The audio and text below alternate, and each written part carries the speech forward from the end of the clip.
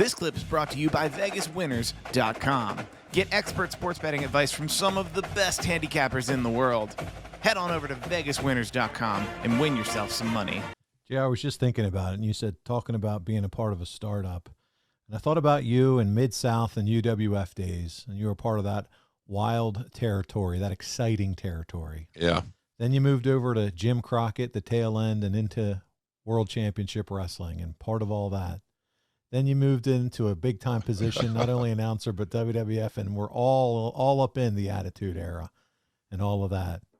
And my goodness, you and Lawler became part of our Monday night soundtrack for so many years. Yeah, don't forget my stand at Smoky Mountain Wrestling. Smoky Mountain Wrestling, part of that. I love that. I had more fun. Work crazy Jim Cornette is such a brilliant guy. And, you know, I don't know how many Sprites you drink in a day, but he was hammering it, man. And but I really enjoyed helping him out as best I could.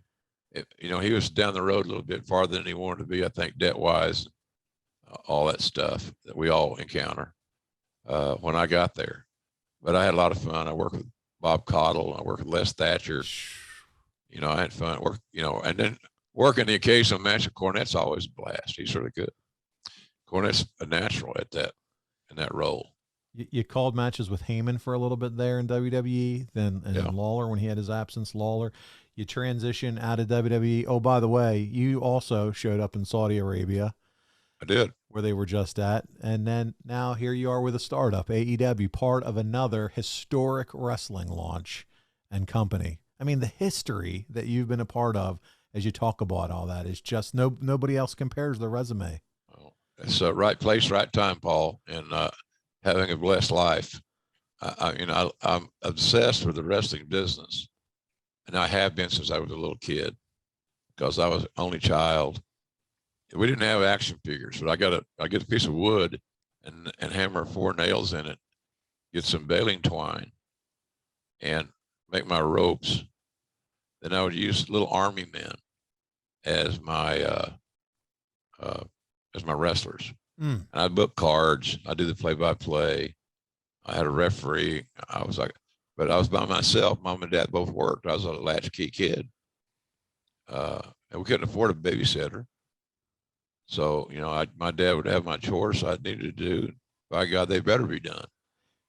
And, but during the day when I had playtime, so to speak, I wasn't shooting a basketball, or I had a rubber ball about a baseball size rubber ball, hard rubber ball.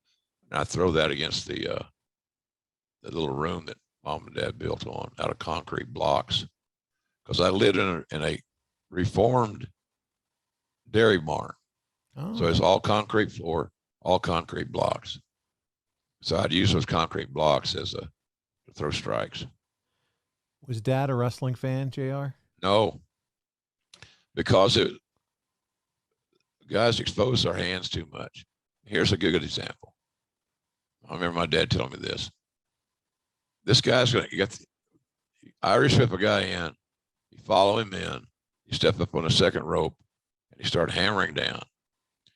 And it's always 10 shots. But miraculously, when the smoke clears, there's no bruising, there's no blood, there's no missing teeth, there's no nothing. It's just exactly as if it was supposed to be. Nobody got potated. So my dad would say, there's not a human in the world that could let me punch them 10 times without defending themselves. Now, you got to remember, he was 6'3" to about 270. He's strong as a bull. He said, well, you can't take a free shot like that, son. And take 10 of them and be conscious. And these guys are not only conscious, they're in the process of doing something else, and they got no marks on their face. So he tried to get me off wrestling. But it had me hooked. Yeah. Wouldn't let go. And did they call you Jim, or did they have a nickname for you when you were growing up? Oh, my dad called me Jim. My mom called me Jimmy, and unless she was mad, it was James William. When I heard James William, I knew that shit was on. Well, if Jimmy would only know what JR would end up being as a little boy playing with them action figures, man. Yeah. What a life. Can't wait for 50 years. That sounds like a lot of fun, and I hope it all works out book-wise. So Me there we too, go. man. Up next is Yan Ledoux, and he says, what is your favorite night in your wrestling career? Do you have one favorite night that you reflect back on in your wrestling career? I would say, selfishly, Hall of Fame night in Detroit, 2007, because I have a picture in my mind that never goes away of Jan sitting in the audience and what she was wearing and how proud she was, cried. She was just, it was a great night for her. And so that night is at that what WrestleMania was that, 23? I think 23.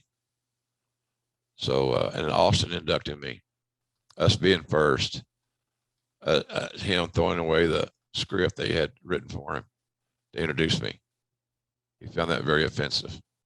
And he did his own introduction. So I think that Paul would be probably my favorite, because it's so unique. It's going to happen once. I'm not going to be one of those guys. If you're going to make a bet, you can pretty well bet JR's not going to get that second Hall of Fame ring from WWE. Yeah.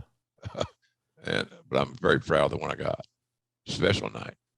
Yeah, it was WrestleMania 23 back in 2007. Yeah. So there you go. Hey, it's Conrad Thompson. Thanks for checking out the podcast here on YouTube. Be sure to hit the subscribe button and the notifications bell so you get a notice anytime we upload some new content. And go save yourself some money right now. If you're in a 30-year loan or you have credit card debt, it's not a matter of if I can save you money. It's a matter of how much. Find out right now for free at SaveWithConrad.com.